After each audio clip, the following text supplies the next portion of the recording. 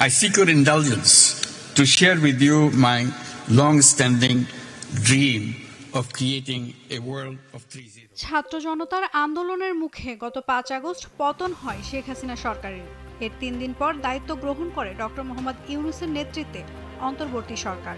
এই সরকারের প্রথম 100 দিন নিয়ে a new Ira in Bangladesh the first 100 days of reform শীর্ষক প্রতিবেদন প্রকাশ করেছে ব্রাসেলস ভিত্তিক অলাভজনক সংস্থা আন্তর্জাতিক ক্রাইসিস গ্রুপ। সংস্থাটি বলছে, অন্তর্বর্তী সরকারের জন্য আকাশচুম্বী জনপ্রত্যাশা সামলানো হবে খুবই চ্যালেঞ্জের। আর প্রধান রাজনৈতিক পক্ষগুলো সমর্থন ধরে রাখা ইতোমধ্যে চ্যালেঞ্জিং বলে প্রমাণিত হচ্ছে। নতুন কি? অভ্যুত্থানে সাবেক প্রধানমন্ত্রী শেখ হাসিনাকে ক্ষমতাচ্যুত করার 3 মাস পর বাংলাদেশে অন্তর্বর্তী সরকারের সংস্কার এজেন্ডা আরও স্পষ্ট হচ্ছে। একই সঙ্গে এর সামনে এগোনোর পথে থাকা সুপ্ত বিপদ। নোবেলজয়ী মোহাম্মদ ইউনূসের নেতৃত্বাধীন এই সরকার আরও 1 বছর এবং সম্ভবত এর চেয়েও বেশি সময় দায়িত্ব পালন করে যাবে বলে মনে করা হচ্ছে। কেন এটি গুরুত্বপূর্ণ? শেখ হাসিনার 15 বছর শাসনের পর শাসন ব্যবস্থার উন্নতি এবং ক্ষমতার অপব্যবহার নিয়ন্ত্রণে বাংলাদেশ এমন সুযোগ পেয়েছে যা এক প্রজন্মের সামনে একবারই আসে।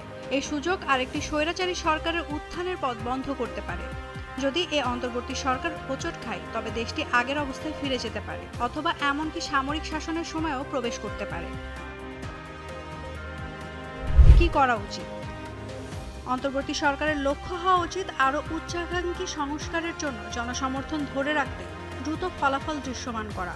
এই সরকারের অনেক বেশি সময় ক্ষমতায় থাকাটা এড়ানো এবং নতুন পদক্ষেপের বিষয়ে রাজনৈতিক দলগুলোর মধ্যে ঐক্যমত গড়ে তোলা উচিত। দেশের বাইরের পক্ষগুলোর উচিত সহায়তার হাত বাড়ানো। ভারতের উচিত বাংলাদেশের জনগণের মাঝে দেশটির ভাবমূর্তি মেরামতে কাজ করা।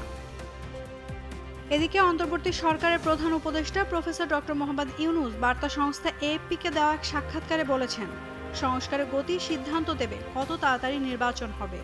15 বছর ক্ষমতায় থাকার পর শেখ হাসিনার সরকার ব্যাপকভাবে অজনপ্রিয় হয়ে ওঠে।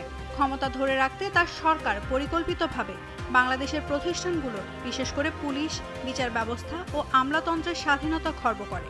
ব্যাপক মানবাধিকার লঙ্ঘন ও সরকার বিরোধীদের ওপর নিয়মিত দমন পীড়নের পাশাপাশি অর্থনৈতিক অব্যবস্থাপনা, চরম সামাজিক বৈষম্য ও ক্রমবর্ধমান দুর্নীতি বিশেষ করে গত 5 বছরে তার দল আওয়ামী লীগের সমর্থন দুর্বল করেছে।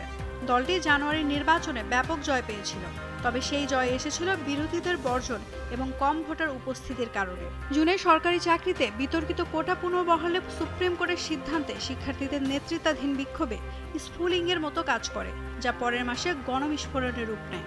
সারা দেশে ইন্টারনেট বন্ধ করে দেওয়া এবং মারাত্মক দমনপীড়ন সহ হাসিনার নৃশংস পদক্ষেপে ছাত্র আন্দোলন জনসমর্থন পাওয়া বিদ্রোহ রূপ নেয়, যা তাকে তড়িঘড়ি করে দেশ ছাড়তে বাধ্য করে।